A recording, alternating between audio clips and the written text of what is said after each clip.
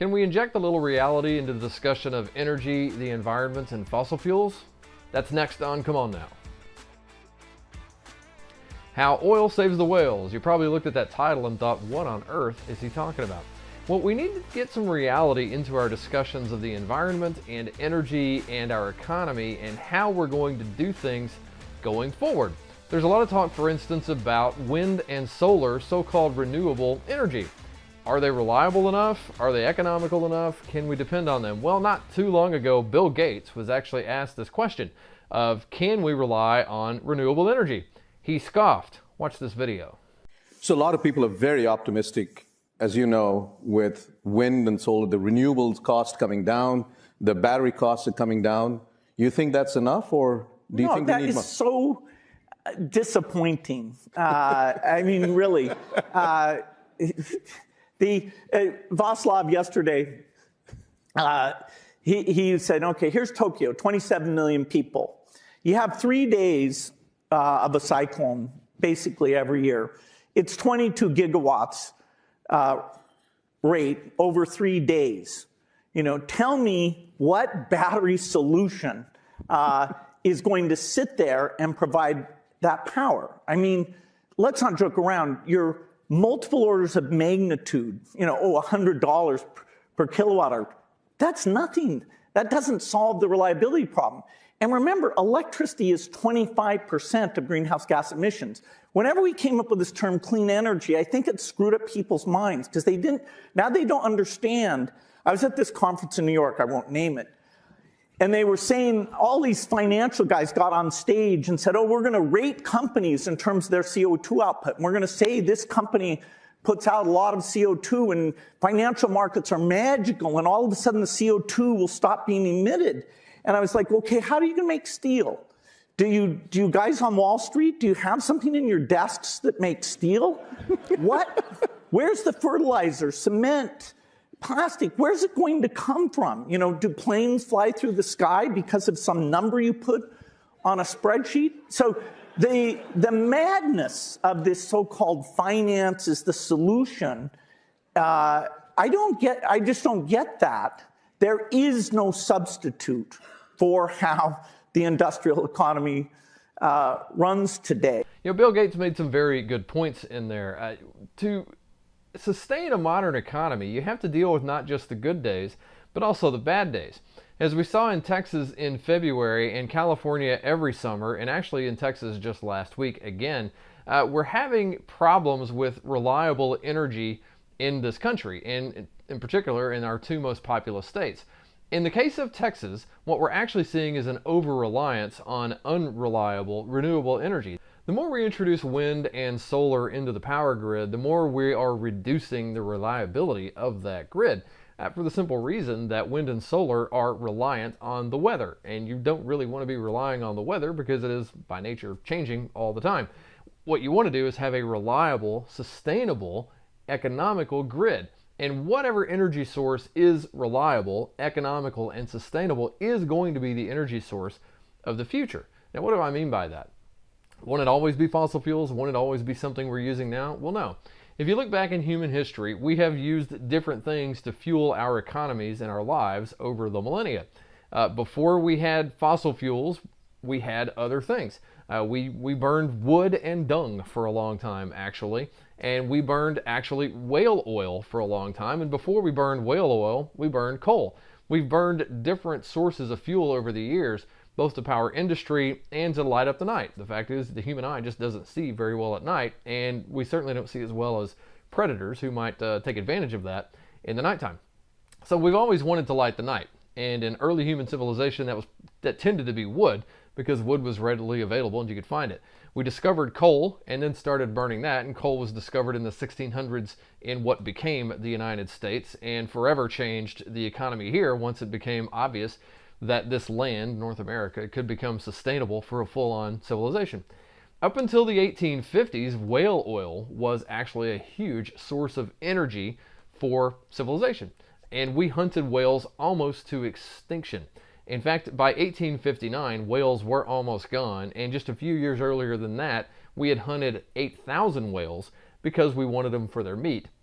but also primarily for their oil. Now, what did we use their oil for? We burned it for all kinds of things. We used it to heat homes, we used it to heat businesses and churches, and we used it to light up the night.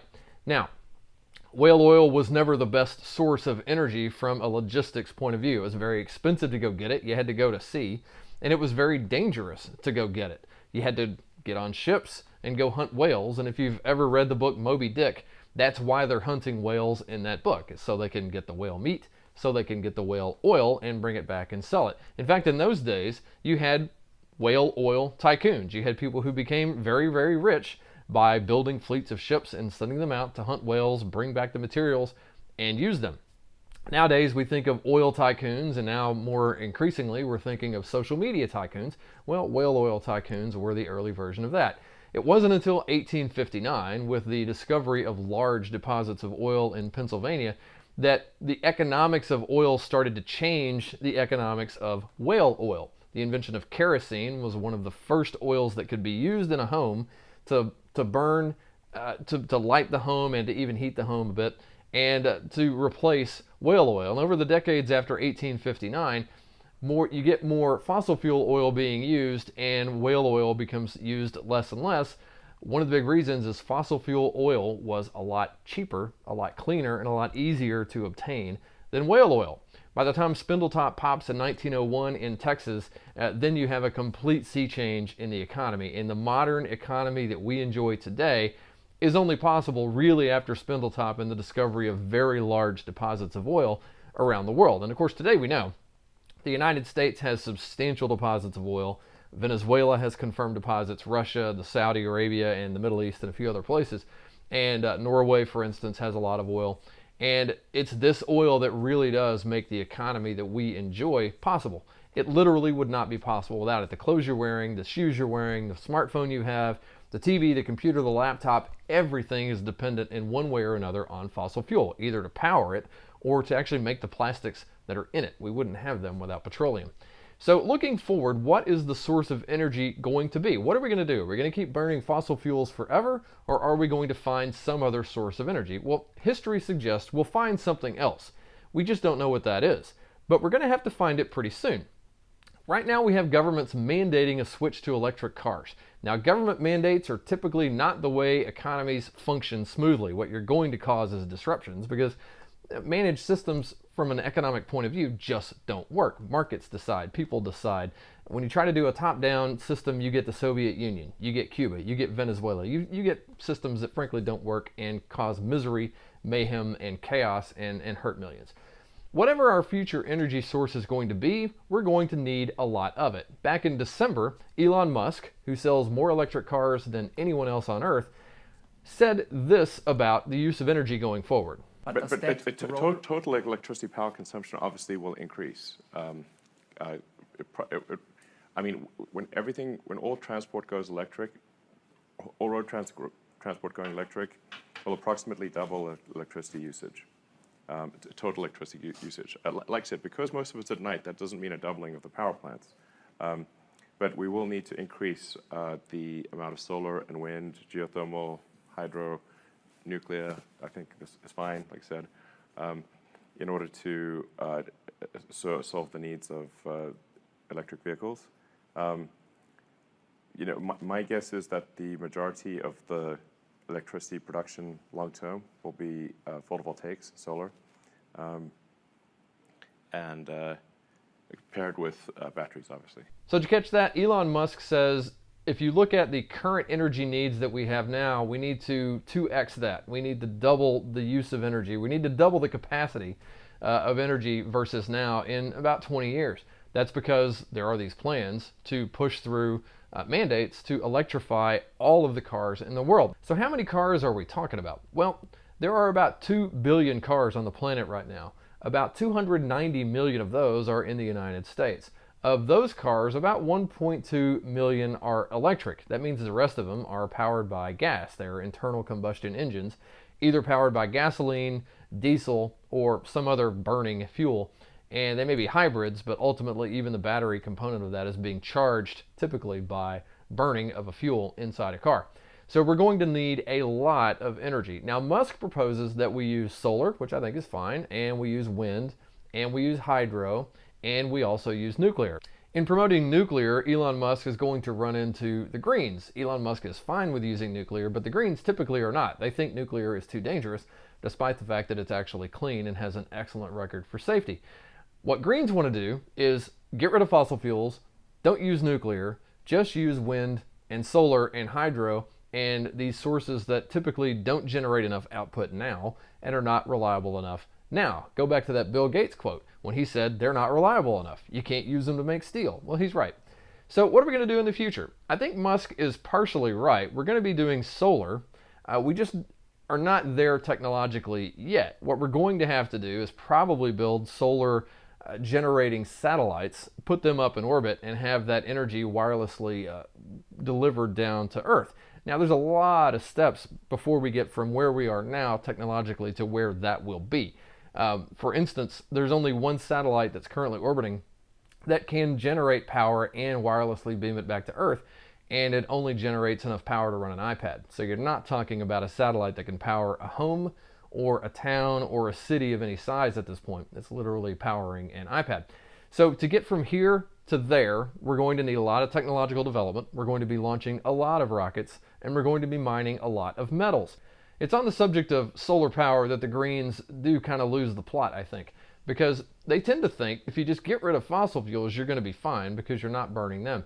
But there is no free lunch when it comes to energy. If you're not burning fossil fuels and you want the modern lifestyle that we have, the technological development, the communications, and everything that we enjoy and take for granted now, you're going to have other sources of energy. Per Elon Musk, we have to double. If that's solar, then that means we're going to be mining all over this world to pull up metals, particularly rare earth minerals and other metals that you need to generate solar power. You're also going to need to pull up other minerals, including right now lithium. Lithium is the main chemical in a number of battery technologies that we take for granted. For instance, our smartphones have lithium batteries in them. The sources for rare earth minerals and lithium around the world are typically Chile for lithium and China for lithium and rare earth minerals.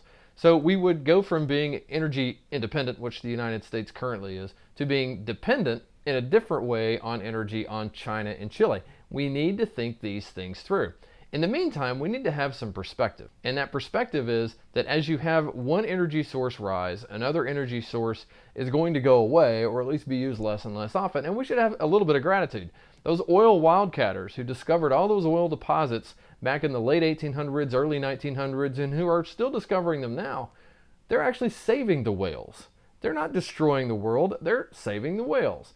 The Greens say that we're killing ourselves now. Well, at the time that whale oil was the dominant energy source, there were 1.2 billion people on the planet. We have 7 billion people on the planet now.